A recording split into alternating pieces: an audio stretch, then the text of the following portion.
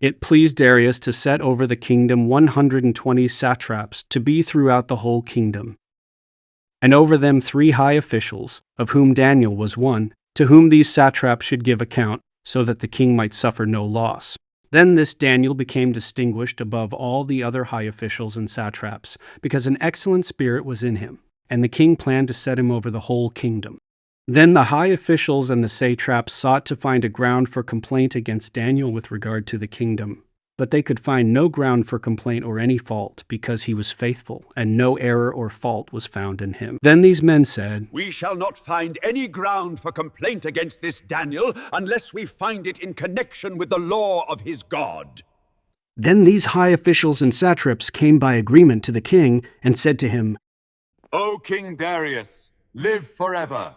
All the high officials of the kingdom, the prefects and the satraps, the counselors and the governors are agreed that the king should establish an ordinance and enforce an injunction, that whoever makes petition to any god or man for 30 days, except to you, O king, shall be cast into the den of lions.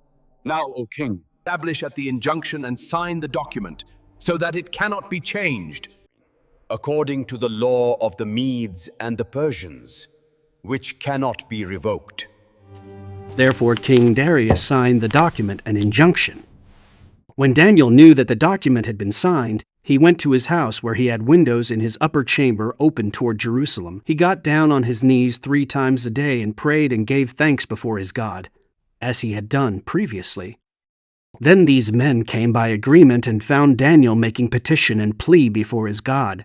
Then they came near and said before the king, "O king, did you not sign an injunction that anyone who makes petition to any god or any man within 30 days, except to you, O king, shall be cast into the den of lions?" The king answered and said, "The thing stands fast, according to the law of the Medes and Persians, which cannot be revoked." Then they answered and said before the king, "Daniel, who is one of the exiles from Judah, pays no attention to you, O king, or the injunction you have signed, but makes his petition 3 times a day." Then the king, when he heard these words, was much distressed and set his mind to deliver Daniel.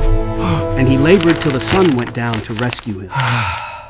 Then these men came by agreement to the king and said to the king, "Know, O king, that it is a law of the Medes and Persians that no injunction or ordinance that the king establishes can be changed.